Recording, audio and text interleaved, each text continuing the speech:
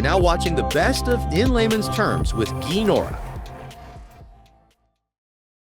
I can't tell you how hard it is for me to not get into venture mode and stick to layman mode, but I'm trying. So there's so many questions I want to ask, but I won't. So to the to our people out there, if we look at your process, um, you're in preclinicals right now. Yeah. You have the basic thesis and scientific thesis in place. And when will you start your human clinical trials? Yeah. So we're in the CMC, the GMP manufacturing process, which is a very expensive, detailed, and necessary process where we rather than the lab where we can give vaccine to animals and so forth, we check to make sure it's sterile, but we move relatively quickly. There's QC. There's a whole different level of QC and quality assurance when you produce a drug for humans, because you need to make sure you're going to make that when you run a study, what you're learning about in that study is the exact same product that you're going to end up giving to people. It's incredibly documented, and you're going to make it the same way every time. So that seems like a good idea. You should do that. It's also super expensive, and it's subject to wedding/funeral pricing, because everybody knows people are in a rush. So the negotiation is extra obnoxious. But to be fair to these guys, they have to run these things in like clean rooms with people wearing, special suits to go make your drug. So we're in the middle of that right now. In about 8 months, we're going to start our phase 1 study. And so this is a big deal for us. Normally, a phase 1 clinical study is you're just getting mostly safety and maybe you'll learn. But in our case, we also get efficacy out of our phase 1.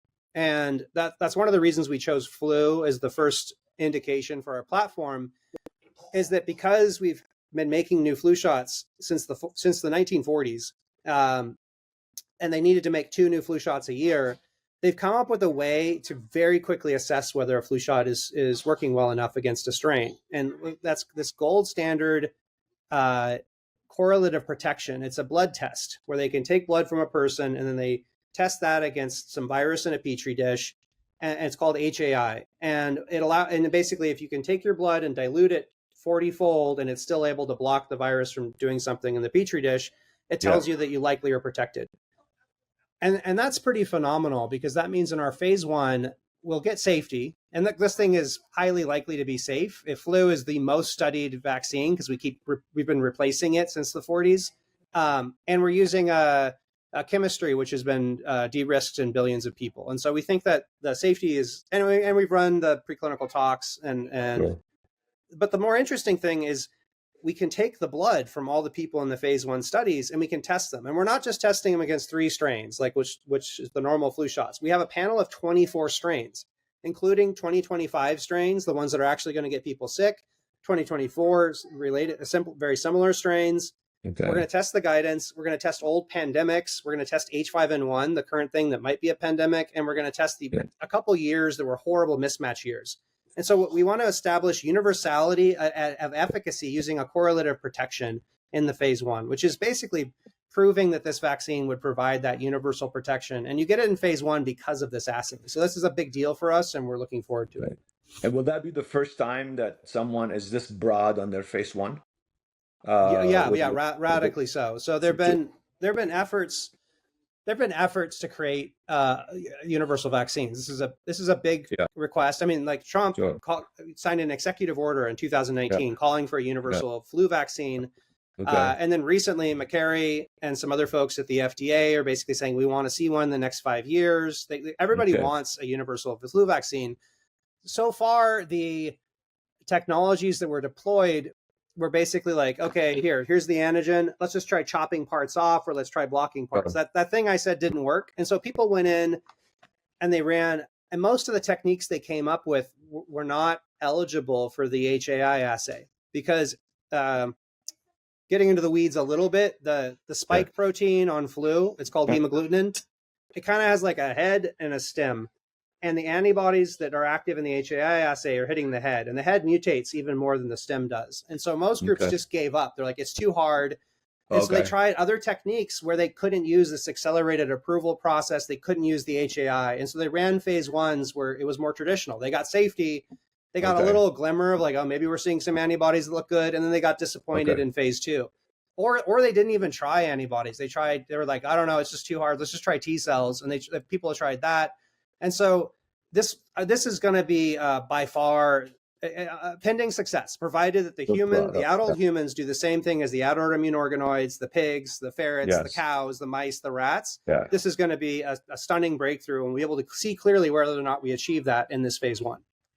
Okay, so for people out there, if you're still with us, and I hope you are, so phase 1 is going to be safety. Phase 2 is going to give you a little bit of efficacy, and then you run a big phase 3 clinical trials to really confirm efficacy. And after that, you got hopefully FDA approval, and then it's available to everybody. So Jacob, how many years are we looking at before I can tell my friends that they're going to have your vaccine that's going to be universal, and don't worry about anything anymore? You're not, you're 100% close to having immunity on the flu. Yeah, so it's accelerated, right? So we get that efficacy in phase 1.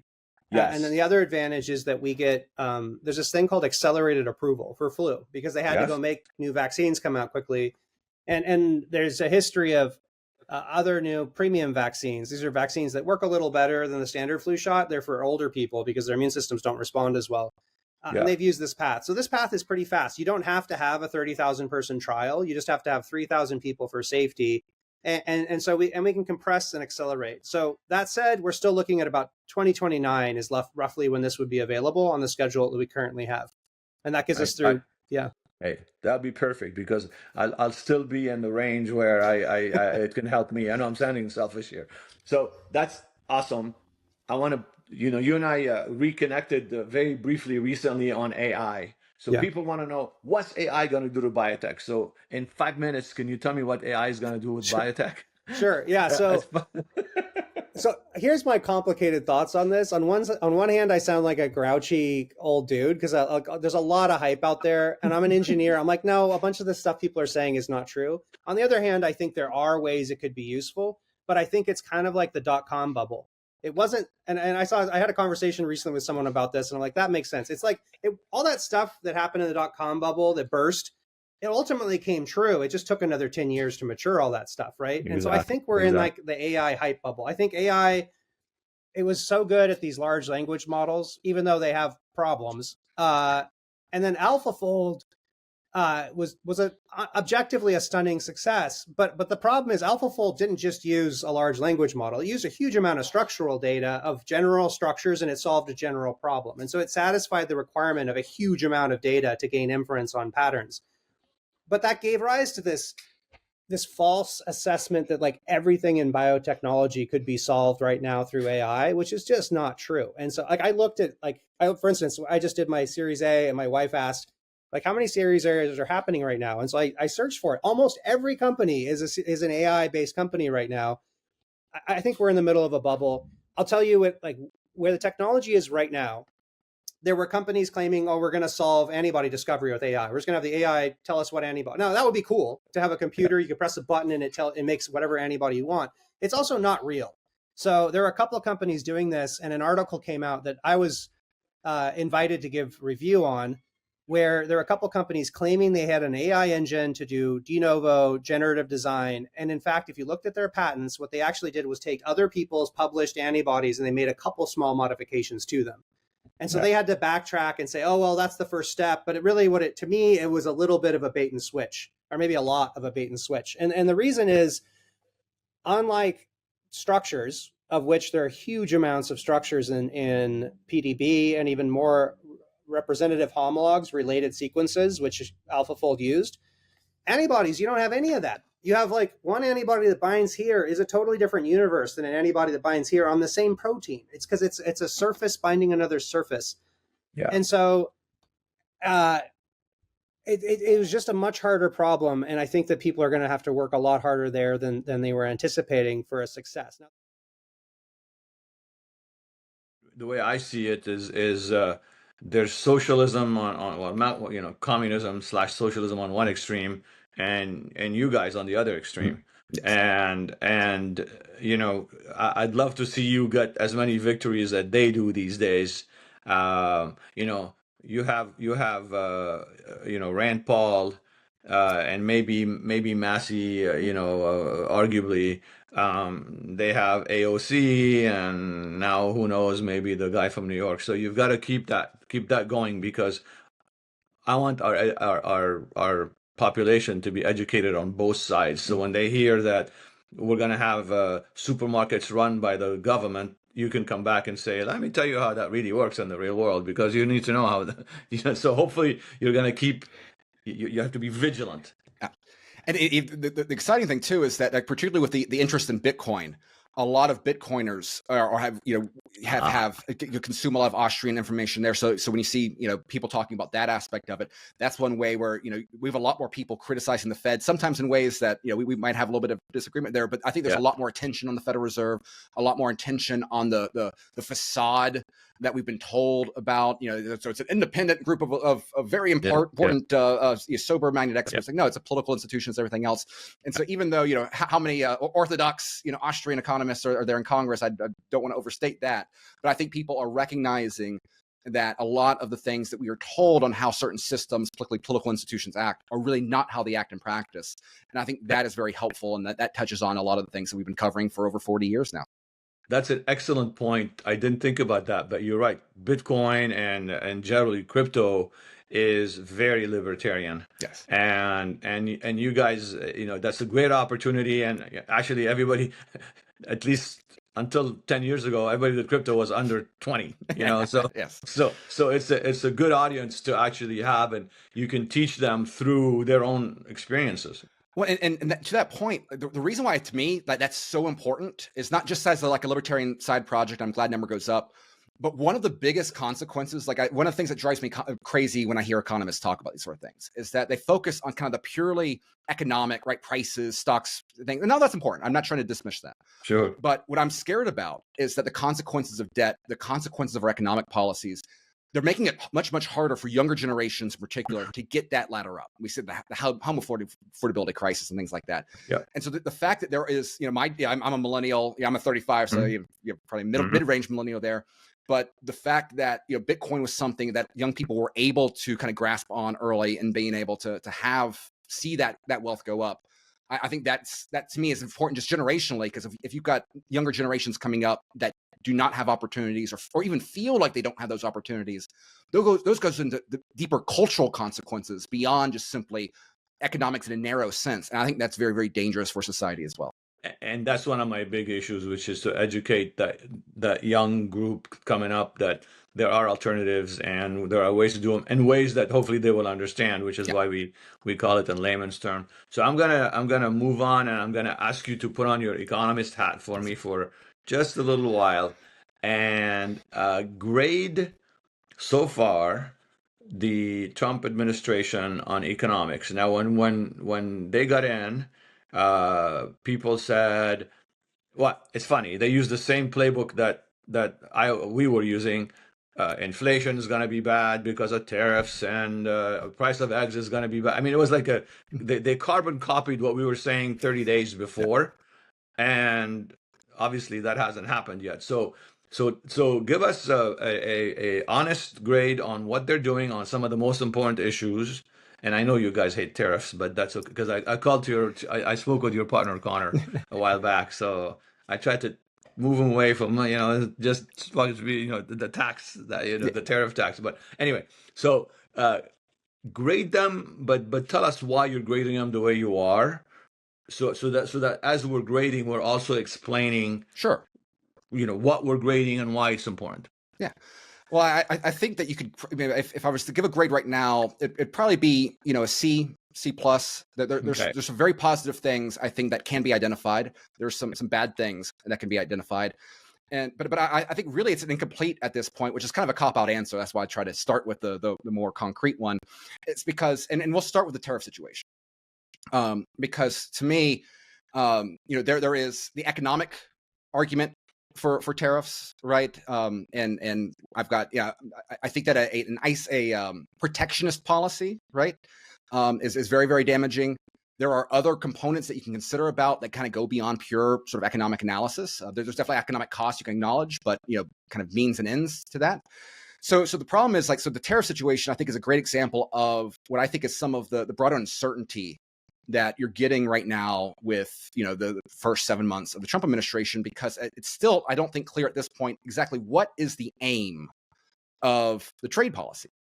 And you get different things all the time, right? Is the aim to have massive reindustrialization, massive reshoring of industries? Is it so that we're gonna make T-shirts in South Carolina rather than having them in Bangladesh? It's because we're going to build the AI chips here rather than in Taiwan? Is it going to be that we're going to increase our own domestic consumption of our own agricultural goods rather than buying them from foreign countries? I think that as a policy goal is problematic. I think global trade dynamics are there's reasons why those trade that global supply, that division of labor is important. But that's, I don't know if we're really getting that right. You see that with the way that you have different levers based on different countries, right? So I don't know if that's really the aim, but some people would say that. Is the aim revenue generation, right? When Trump was campaigning, he talked about let's replace the income tax with tariffs. That's obviously the way that America was funded throughout most of its history, right?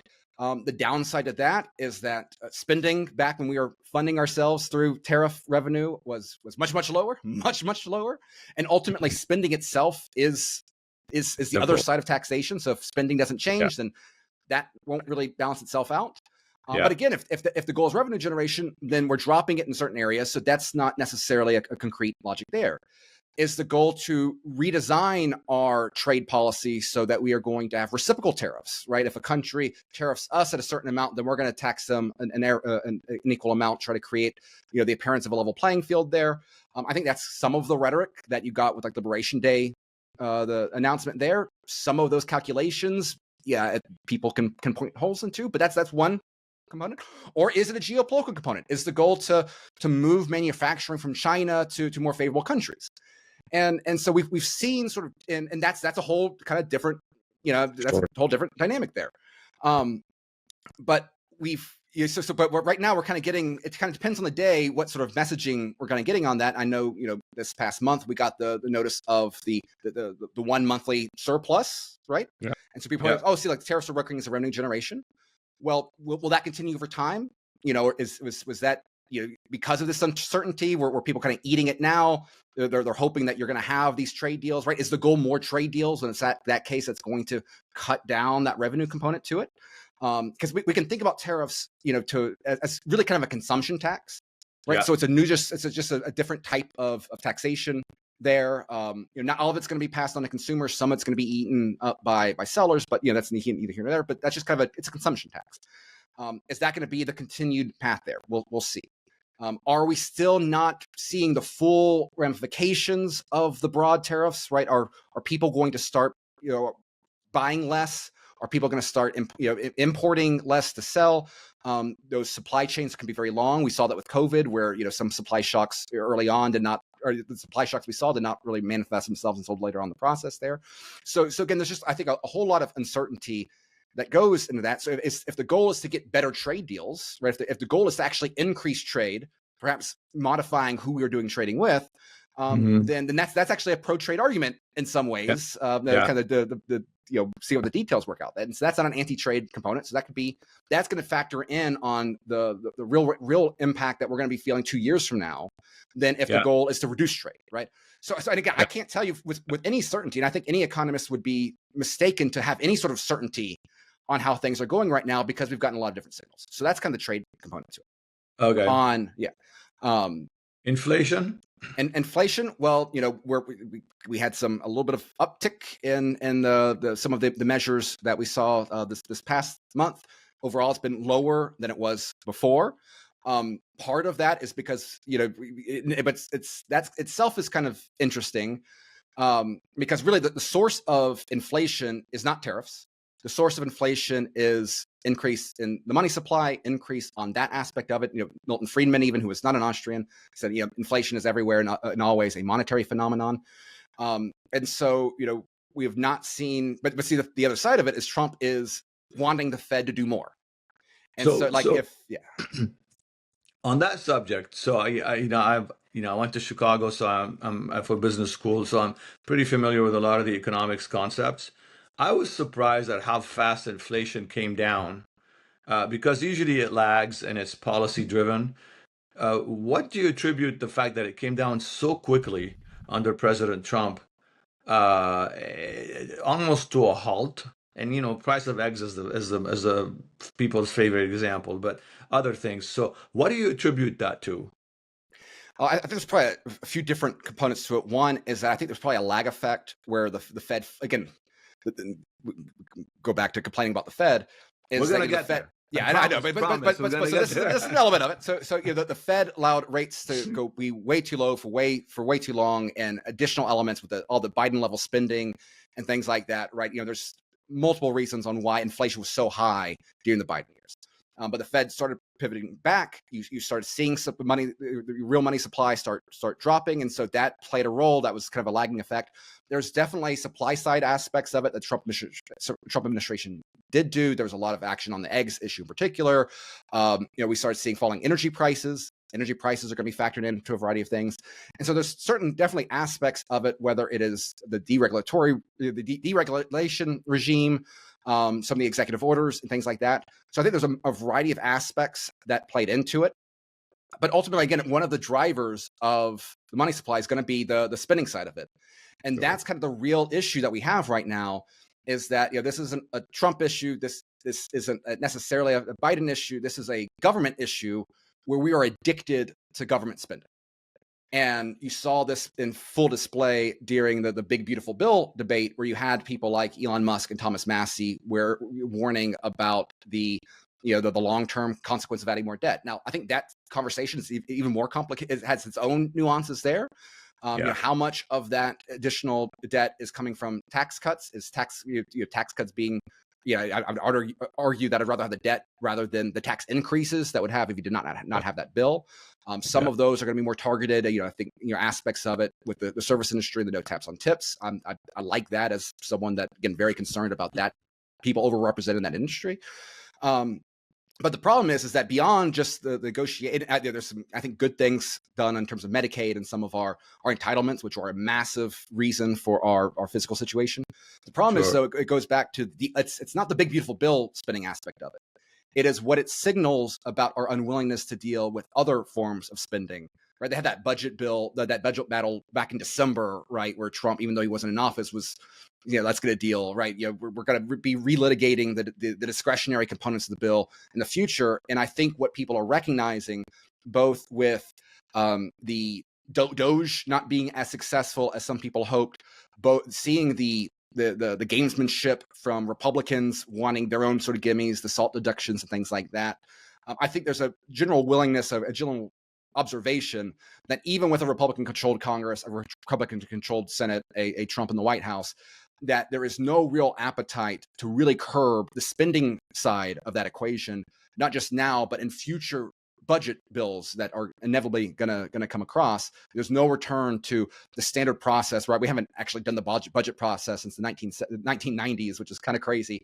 And so I think that is what's driving a lot of the uncertainty in bond markets and things like that, is just the recognition that DC is too addicted to the spending part of it.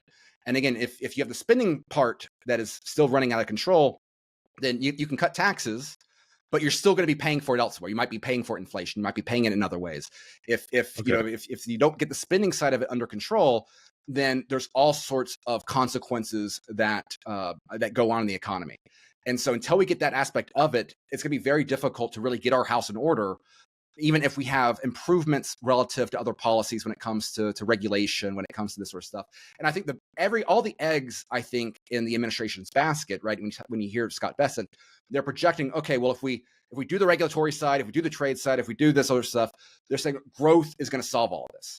And I hope they're correct, right? I would love to see nothing more than a growth bomb, and the way that can help change a variety of aspects in the future. But we've heard that a lot. That's the question. So that's really important for our audience to understand, because you articulated it so well, which is that there are too many factors that are happening, which tell us that we're not really addressing the issue. And at some point there will be a price to pay. During Biden, it was inflation, but the big hope that when people ask me, what are you guys doing? Because I tend to be, I ran for governor as a Republican and I'm a conservative and so on. So I tend to be put in that basket. I say, I'm not in there with everybody else and I don't know what's going on, but you might be able to outgrow a lot of the deficit, et cetera, et cetera. You can outgrow it. And I think, the Treasury Secretary has spoken about 333, and I try to make it simple, but basically I say we're going to outgrow it. So if there's a great economy, we're going to be able to kind of dance around. So you touched on that. That's really, really important. So let's talk about the crazy left wing cities and everything that happens there, and of course culminating with the election of Zohar Mamdani over in at least as the Democratic nominee. So I'll give you the floor here, wide open. Yeah, so I'd sent you, I don't know if you saw it, but shortly before we started to do the show, I had sent you and your producer a little chart from the New York City Board of Elections. And so to understand New York City and why it is where it is, you have to go back to the mid-2000s when George Pataki, the last Republican governor, termed out. When Pataki termed out, Guy, the Republican infrastructure in New York State pretty much went with him. All the guys responsible for having built a Republican infrastructure that enabled George Pataki and Rudy Giuliani to win, now they were all a bit older, late 60s, early 70s. They had already been very successful. They were wealthy guys. And, they were right. They wanted to go enjoy their retirement. Nobody filled the vacuum. So the Democrats moved in and pounced. New York State and New York City since then has had no GOP infrastructure, no GOP machine. The Dems have a tremendous machine. So unfortunately, with Mamdani winning the Democratic primary, barring a miracle, he's going to be the next mayor. And the reason is very simple. If you look at that chart I sent you, voter turnout in the New York City general election is abysmal. That's not my word.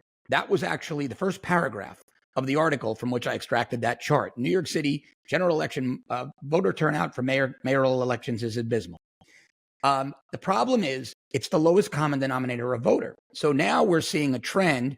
In 2021, there was only 23.39% voter turnout. Eric Adams beat Curtis Sliwa, the Republican, by 40 points. Why? Well, because he had the Democratic machine, and it's the only political machine in New York City. Now, in New York City, you have one of the most radically far-left unions in the world. It's one of the few places where there's a nexus of the AFL-CIO and SEIU, and that's the United Federation of Teachers for the New York City public school system, 250,000 strong. About 100,000 of those, conservatively, will deploy as ground troops for Democratic candidates, knocking on doors, ballot harvesting, getting vans and driving them to polls, driving them in buses. So, of course, those efforts target the bluest of blue areas, the areas, minority areas, the people that they know are going to walk into that polling location and vote hard left Democrat. The Republicans simply, this is a manpower issue. I mean, you've been in venture capital a long time. You've seen every problem in a company, right? Human capital is typically a big one. And this is a human capital issue. This is a manpower issue. The Democrats have outmanned us and outgunned us in New York City, in New York City and New York State by magnitudes. And I think we've let it go for so long. I don't know how we get it back unless New Yorkers suffer. And I don't mean to be cruel when I say this. They suffered under David Dinkins, and that's what brought Rudy Giuliani into office. Because people forget, David Dinkins beat Rudy Giuliani in 1989. And then there were 2,000 murders in New York City. And by the next election in 93, people were suffering and they elected Rudy. So I don't know what it's going to take for people to wake up again. My other fear is that there was an exodus to the suburbs in the late 90s. My own family left the city and went out to Long Island in 1997. And my brother, my mom, my dad stayed. He's still in the city. I don't know why, but he likes it. But for the most part, those Rudy Giuliani voters, many of them, both actually and ideologically, they've migrated. They've gone out to the suburbs. So I don't even know if there are enough concerned, motivated voters in New York City to right the ship with the suffering Mamdani will bring. Because barring a miracle, I think this guy's going to be the next mayor. If I push back a little bit Please. on that. So we've got Adams that's running again as an independent. Mhm. We don't know exactly what Cuomo is going to do, and then Curtis is doing his thing. Uh, is there a possibility of a coalition that would be anti-Mamdani of everybody else, and people put their egos aside? By the way, I know politicians, they don't do that, but that's how I think. So true. Uh, I agree. We and agree. and basically say, you know what, we're gonna go with the second least evil after him. Is there a possibility that that might come that some cool heads will prevail? Because what I understood, and please correct me, the DSA. By the way, we have the same situation in my state of Nevada. We have Mhm. the culinary union that's incredibly powerful, who Right. also works with the teachers union that's incredibly powerful, and the rest of us are constantly fighting that battle. We have the Harry Reid machine that's Oh yeah. finally beginning to go away, and we're beginning to kind of catch back a little, but that's a different story. So the DSA doesn't represent all Democrats. It is the socialist group within the Democratic Party. They do mobilize. They do have the people that you mentioned. But when all is said and done, whether it's the ex cop or the Upper East Side hedge fund people, they love the left, but I don't think I they know. love the left that much. I so I hope. so I hope so. so that's so how do you think that is there any way Adams or maybe, well, Cuomo's lost, so you people don't like losers in politics, right? That's right. So anyway Adams can get a coalition. I think that's the only possible saving grace in this whole thing is for Sliwa and Cuomo to drop out and galvanize behind Adams as an independent. Sliwa isn't going to win, and now all that's going to happen is he's going to have even more votes pulled from him, right? So he lost by 40 last time.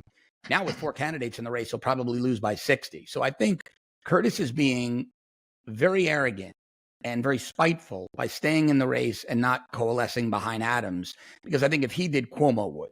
Because Cuomo, as much as his family are the Kennedys of the New York Democratic Party, the Cuomo family, right? He's also a pretty pragmatic guy when it comes to law and order. I don't know if you remember this, but back when de Blasio was mayor and crime was off the charts, Cuomo was governor. He sent 100 state troopers into Manhattan to do the job de Blasio wouldn't let the NYPD do. So Cuomo at least understands that you need law and order to have successful commerce. I think Adams finally woke up and realized it, but Slee was staying in. He should galvanize behind Adams, and so should Cuomo. But again, I think that's the only viable path to block Mamdani. But with that Democratic machine and the fact that we're seeing turnout numbers, you're a numbers guy. You built your career on the data. When you're seeing that trend line slowly working itself down, and we could be looking at a 20% voter turnout. They speculated for de Blasio 17%. He beat it by about 9 points, but it's been trending down. I don't see how you win without that grassroots infrastructure, and I just don't think they have the money or the time to build it. But again, I do agree with you. That coalition is really the only possible Hail Mary they have at this point, and why they're not doing it is beyond me. Okay, so now let's move to the worst case scenario, which is that he gets in, and I know that you've been very active looking at what he's going to do, how he's going to do it, what he's thinking about. So give us a feel of what things will start looking like in New York City once he's in there and following him up on his policies, with probably a bunch of 22-year-old interns running the place that have gone, unfortunately, to public school and colleges, as we found recently. So no hope there. So what happens? I think New York City turns into San Francisco, and if he continues down that path, possibly Baltimore or Detroit. I think New York City becoming San Francisco under Mamdani is inevitable. His policies are just insane. I mean, and they're unworkable. I mean, you know this. There's never going to be city-owned grocery stores. The city of New York can't put up a traffic light for 25 years. So the thought of that city building a chain of grocery stores and giving things away for free in anything resembling an efficient timeline is just a pipe dream. But I do think, look, somebody said it best. They said, if he turns the subways into homeless shelters, the guy on the subway masturbating or harassing women or running around like a lunatic screaming isn't going to be the only one you see that day. He's just going to be one of many. It's going to get exponentially worse. So people are going to stop taking the subway. They're going to move out of the city. His plan to take the NYPD, basically downsize it and use social workers is suicidal. And I can give you firsthand multiple incidents of NYPD officers, me being one with a broken hand, who responded to what were considered non-violent domestic incidents, or what we called EDPs, emotionally disturbed people, and they went violent like that. I know a young cop when I was working there. His brother was the closest friend of my partner. Domestic violence, it started non-violent, and they separated the couple, and the husband went into the bedroom with the cop, and he punched the mirror, and a shard of glass cut the officer's femoral artery. He bled out in the apartment. These things turn violent very, very quickly, and sending social workers in unarmed, without vests, without even non-lethal, is going to be disastrous. But worse, it's going to embolden the bad guys. When Alvin Bragg, the horrible Manhattan district attorney, decided to start last year, the year before, treating third-degree robbery, so felony robbery, but if no one was injured, he was treating it as a petty larceny. Now think about how insane that is, Guy. You're walking through New York City with your family, some lunatic pulls a gun on you, but there are children in your family, they're now terrified and traumatized. But if he didn't hurt you, the Manhattan DA was charging him the same way he would if he stole some toothpaste from Walgreens. I mean, this is bizarre. So what that does is that emboldens these bad guys to become even more predatory. And Mamdani is driving them down that path, but he's going to coddle them. He's going to incentivize the judges and the prosecutors not to prosecute, not to sentence. I don't see how the city survives with this guy's policies because, and here's the really crucial two pieces behind that. The city council, but for maybe 2 or 3 members, is as radically far left as him. Some maybe more. You combine that now with an NYPD where they've consistently lowered the standards and they're hiring for diversity, not qualifications. No one wants the job. All of the experienced cops who train well, there's massive attrition, they're leaving. You're going to have a department that even if you get another Rudy Giuliani, won't be able to do the job. About 3 weeks ago, I posted on X a memo sent by Orange County, New York. It's a couple of counties above New York City. The NYPD standards have dropped so low. Now think about this. The NYPD was the shining beacon of law enforcement. Agencies around the world followed them, the FBI and Scotland Yard. Basically, the word was gospel. Orange County is now saying they'll no longer accept lateral transfers from NYPD because the standards have fallen below New York State minimums. So you're going to have a generation, 20 plus years to retirement, of police officers who cannot do the job, don't have the mental capacity, the physical capacity, and weren't trained to do the job. I don't see how this city recovers. I'm sorry to be so pessimistic, but when you dig in and you analyze all of these contributing factors, they're in for a real crisis. So you gave us a great picture on crime. What about the economy? Like how is he going to handle that? Because we want to go ahead and tax white neighborhoods, which It's insane. Even I don't know New York, but I've been around and I don't see white neighborhoods. I see neighborhoods of people of all the world. But yeah. Yeah, and it really is true. I mean, when you go to boroughs like Queens, where I grew up, is unrecognizable. I was at my brother's house on Long Island a few years ago, and I decided to take a drive, not on the highway. I had to meet some people in Manhattan, and I decided to drive down a main road, Northern Boulevard, and said, I'll go by all the places I hung out in high school. I haven't been here. I thought I was in Sana'a, Yemen. There were women in burqas. There were signs in Arabic. I mean, it wasn't America anymore. And so you're right. The other thing is, I don't see how that policy will ever survive a constitutional challenge in federal court. I mean, I just think that that's a pipe dream and he's out of his mind. So you combine that, the tax base that he's going to rely on, that I think the federal courts and the Supreme Court ultimately will strike down. I think when crime there used to be a trend in New York City, even with the Democrats, where crime in the bad neighborhoods was okay, but as it started creeping into Midtown, to Wall Street, to Tribeca, to the tourist areas, that's when they said, all right, we can't pander to our base anymore because we're hurting our tax base. So screw our political base. Let's send in the NYPD. Let's do something about this. They don't do that anymore. Mamdani is going to do the reverse. He's going to smile and laugh and let it happen. So what happens? Businesses are going to close. They're going to leave. I mean, you know this. The finance business is already starting to migrate to Florida and other red states. Why wouldn't you? We have homestead exemptions on homes, no state income tax. I mean, you're running a trading floor. You're making big money. That no state income tax, it's a lot of money you're keeping in your pocket, right? So you love New York. Your kids go to school there. You'll eat that 12% or whatever it is these days. Well, not if there's rampant crime. Not if you've got to worry about being killed just walking to your office or going home if it's dark or getting mugged outside of a restaurant. So with high crime, commerce decreases. And economically, I think the city is in for just a hell of a time. I mean, look, I disagreed politically with pretty much everything Bloomberg was about, but he let the NYPD do their job because Bloomberg understood a safe city is a prosperous city. And Bloomberg's criminal justice policies were tremendous. He basically left Giuliani's in place.